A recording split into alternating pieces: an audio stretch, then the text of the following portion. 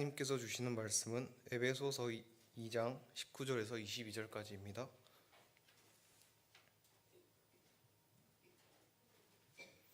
신약 312쪽입니다.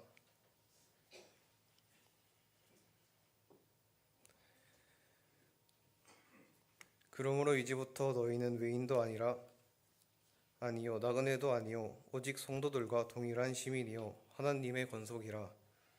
너희는 사도들과 선지자들의 터 위에서 세우심을 입은 자라. 그리스도 예수께서 친히 모퉁이 돌이 되셨느니라. 그의 안에서 건물마다 새로 연결하여 주 안에서 성전이 되어가고, 너희도 성령 안에서 하나님이 거하실 조소가 되기 위하여 그리스도 예수 안에서 함께 지어가느니라. 아멘.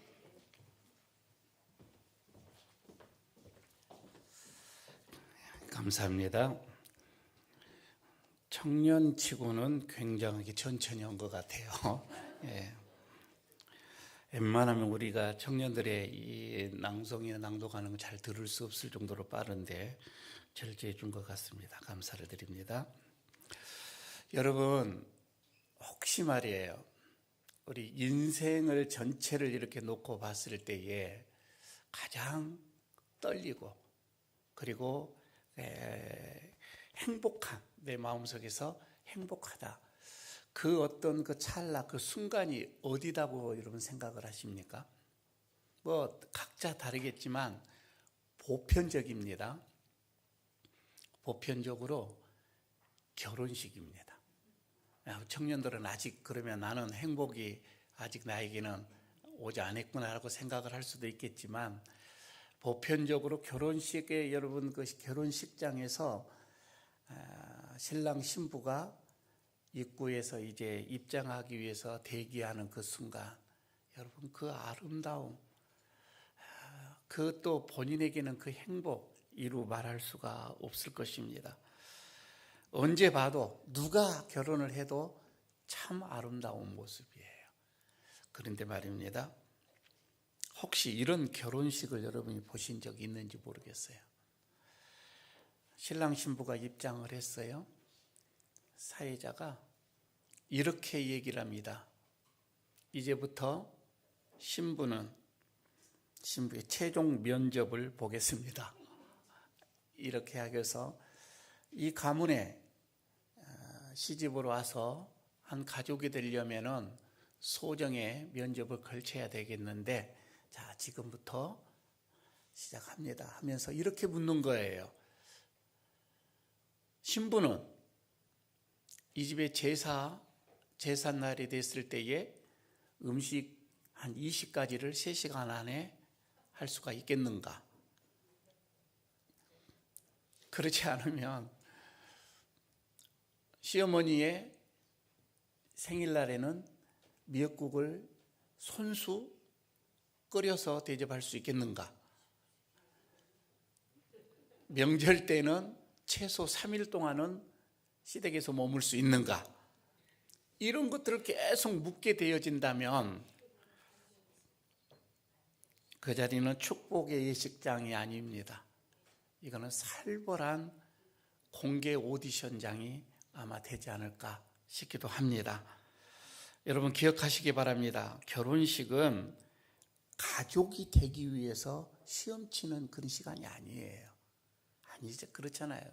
이미 가족이 되었음을 온 세상 사람들에게 선포하는 곳, 그리고 잔치를 벌이는 그런 자리지 시험 보는 곳이 아니잖아요.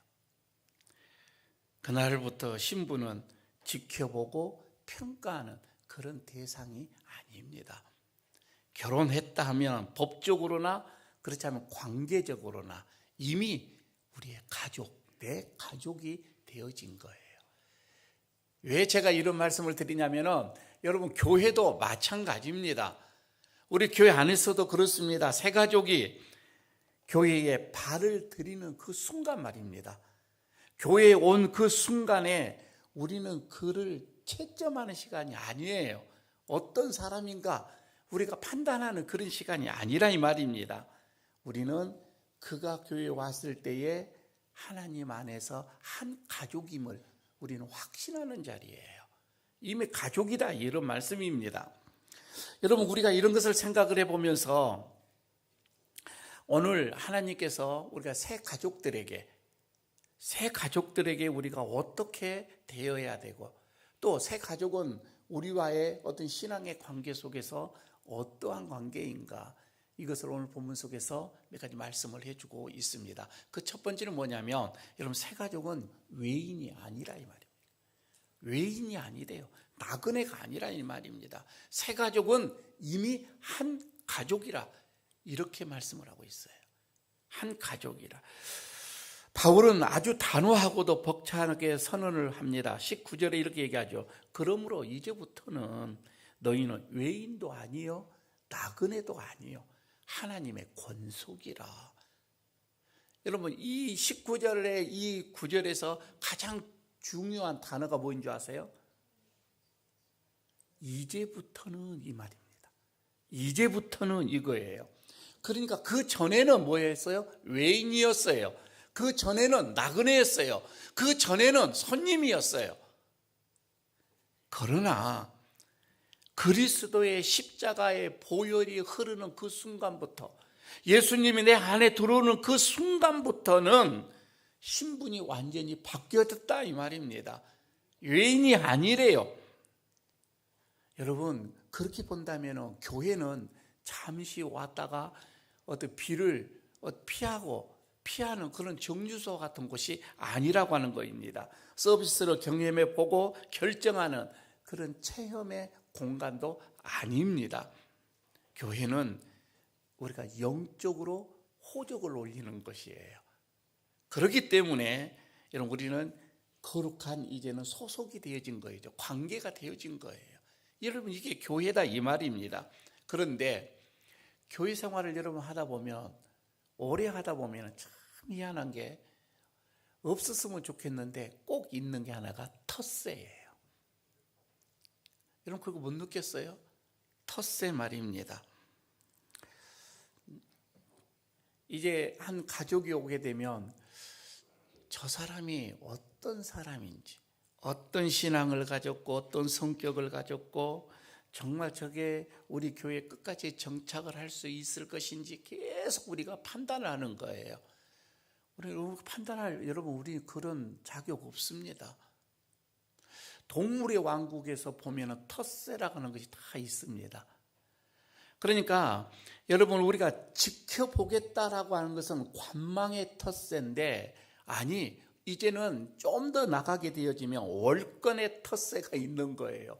여기는 내 자리야, 들어오지 마, 이거이죠. 모든 동물들이 이제 그러죠. 그러면서 들어오게 되면 아주 피 터지게 싸우는 그런 모습을 우리가 종종 보게 되어집니다. 여러분, 교회 안에서도 그러면 안 되죠. 텃세가 어디가, 하나님의 집이고 하나님이 주인이시고 하나님이 교회를 운영해 가는 거예요. 우리는 그저 가족일 뿐이에요. 만약에 말입니다, 여러분, 어느 가정에서, 지금 저 2층이 잘 들립니까? 그 가정에서 애를 낳았어요. 근데 애 울음소리가 너무 커. 그러니까 부모가 생각합니다. 너무 이 울음소리가 크니까 한 6개월 정도 지켜보자. 그래서 내 가족으로 우리가 이게 자녀로 삼을지 말지 한번 지켜보자. 그런 부모가 어디가 있어요? 그냥 하나님 울음이 크든 적든 하나님 우리 가족으로 주신 거예요. 그때부터 우리는 받아들이는 거이지, 그냥 지켜보고 우리가 결정하겠다, 그런 게 아니잖아요. 태어나는 순간 우리는 아무 조건 없이 그냥 가족이 되어지는 것입니다. 우리 교회에 들어오는 순간, 여러분, 우리는 아무 조건이 없어요. 우리는 그냥 가족이에요. 그렇게 받아들여져야 됩니다. 실력이 있다고 해서 가족입니까? 완벽하다고 해서 가족입니까? 그것 아니잖아요. 존재 그 자체가 여러분 가족이다 이 말이에요. 새 가족을 검증하려고 하는 그런 교회, 여러분, 이런 교회는 메마른 조직은 될 수가 있겠지요. 하지만 하나님께서 원하시는 아름다운 공동체는 될 수가 없습니다. 그래서 여러분, 우리는 새 가족이 왔을 때는 이거는 외인도 나그네도 아니고, 하나님이 우리 가정에 이 사람을 보내주셨구나 받아들이는 거입니다. 두 번째입니다. 가족이 된다고 하는 것은 여러분, 이제는 환영한다, 이것을 넘는 거예요. 그래서 민낯을 이렇게 우리가 견뎌내는 것입니다. 그러니까 바울이 오늘 19절에서 다시 이렇게 얘기를 하죠. 하나님의 권속이라 이렇게 얘기를 하죠. 이 권속이라 이 말은 식구라 이 말입니다. 이제 하나님 식구라고 하는 거입니다. 여러분, 이 식구라고 하는 게 얼마나 무서운 건지 아십니까? 식구. 밥을 같이 먹는다 이런 얘기뿐만이 아니겠지요. 손님은 여러분 예의를 갖추는 거이죠. 손님은 그렇습니다. 예의를 갖춥니다. 그러나 식구는 그렇지 않습니다. 민낯을 다 보여주는 거예요. 여러분이 저를 바랄 때 목회자로 참 좋게 거룩하게 보는 분들 있죠. 집에 가면 완전히 민낯을 보고 있는 게 가족입니다. 그렇죠? 그게 가족입니다. 어느 집에 이런 얘기 하나 있어요. 오픈 예화 하나를 드리겠습니다. 어느 집에 사육감이 될 사람이 첫 집 방문을 해서 인사드리러 온 거예요. 그러니까 장모 될 사람도 이제 사육감이 오니까 얼마나 좋아. 그래서 하여튼 좋아한다는, 갈비를 좋아한다는 얘기를 듣고 참 맛있는 갈비를 짝으로 해서 요리를 딱 해놨어요. 사위가 얘기합니다.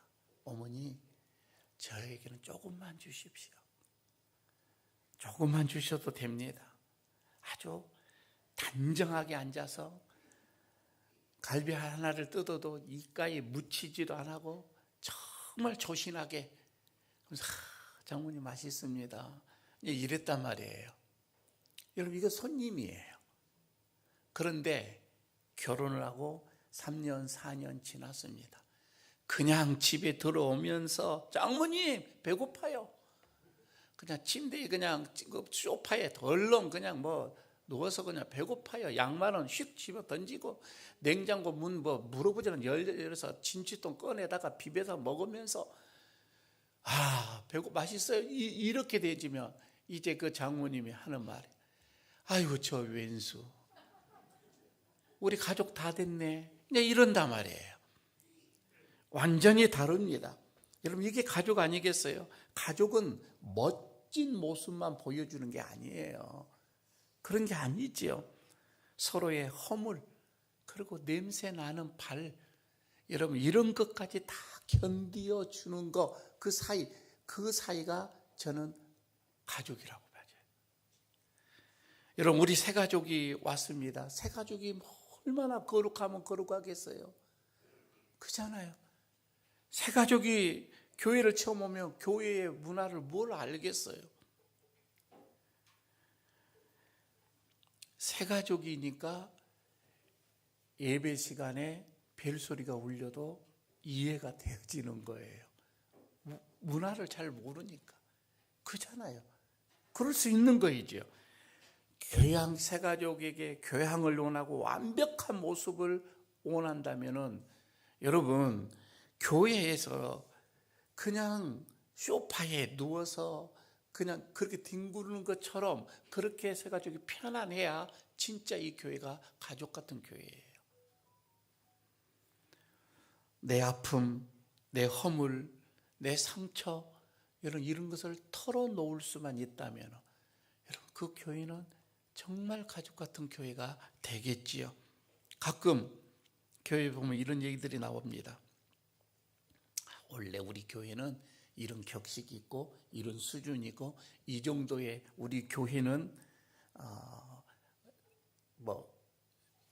차이가 이런 것이 있다 이거예요. 우리 교회는 누가 정했는지는 모르겠어요. 우리 교회는 이런 것이 있는데 저분은 왜 저러지? 우리 교회 수준에 맞지 않게 이렇게 얘기하는 분들이 있어요. 여러분, 그 순간은요, 그렇게 돼버리는 순간 그 교회는 교회가 아니고 하나의 동호회예요. 동호회.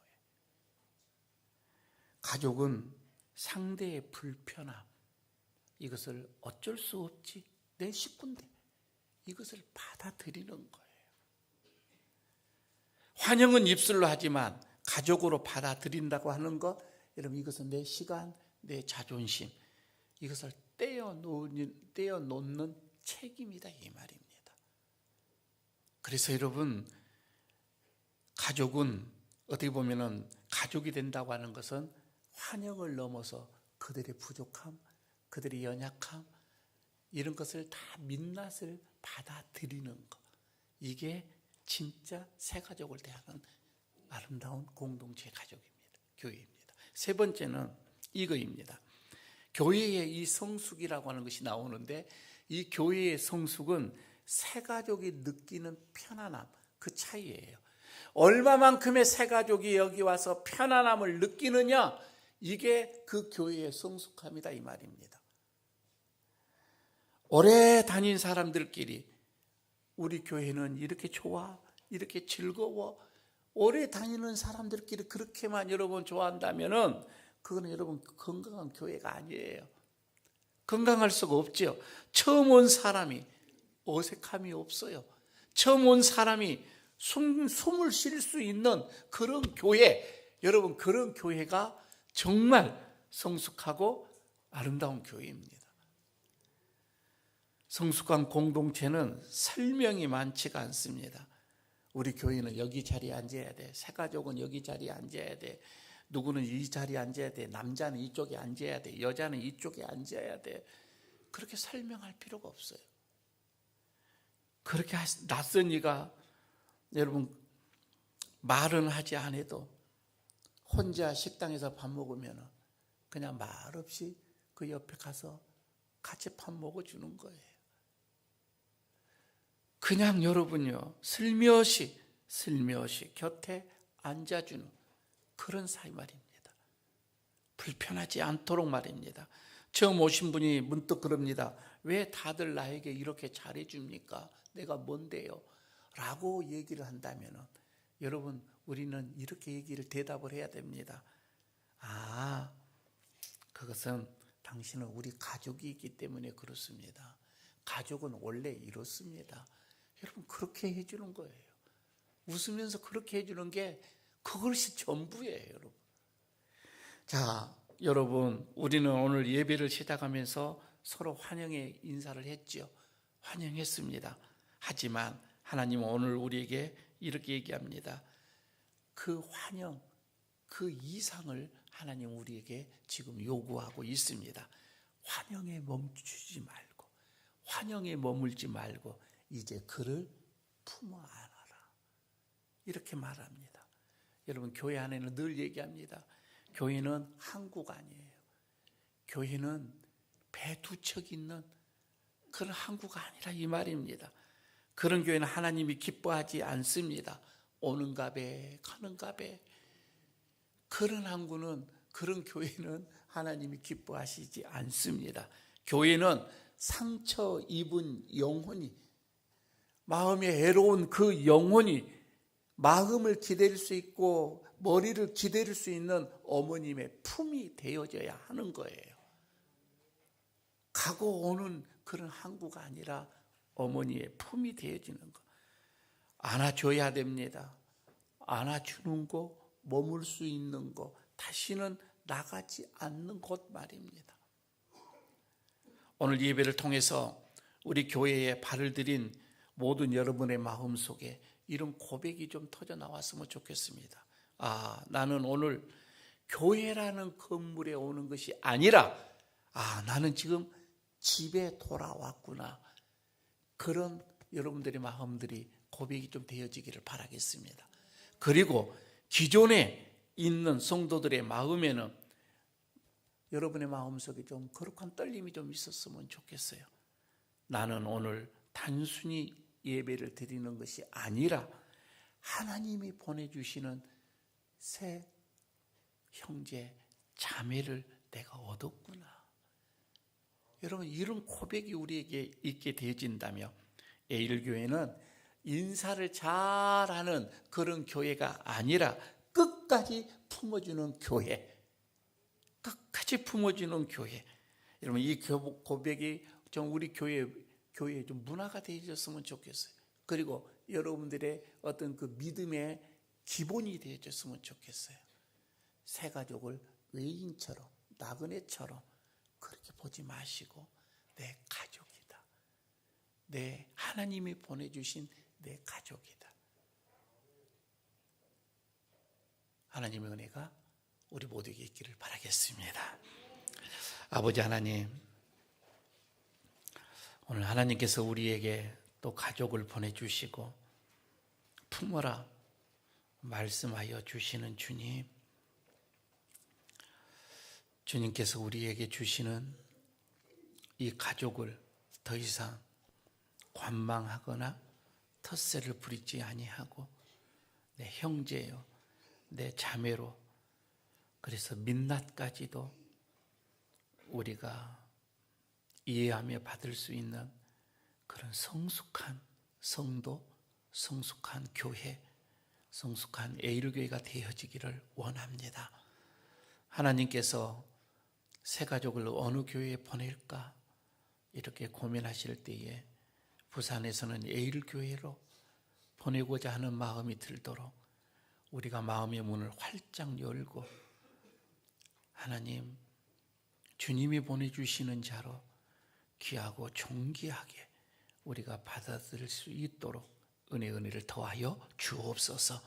우리의 믿음이 더 성숙해져 가서서 우리가 텃세를 부리는 신앙이 아니라 더 사랑을 베풀고 은혜를 베풀고 함께 견디어 주는 그런 아름다운 공동체 되게 하여 주시옵소서. 예수님 이름으로 기도드리옵나이다. 아멘.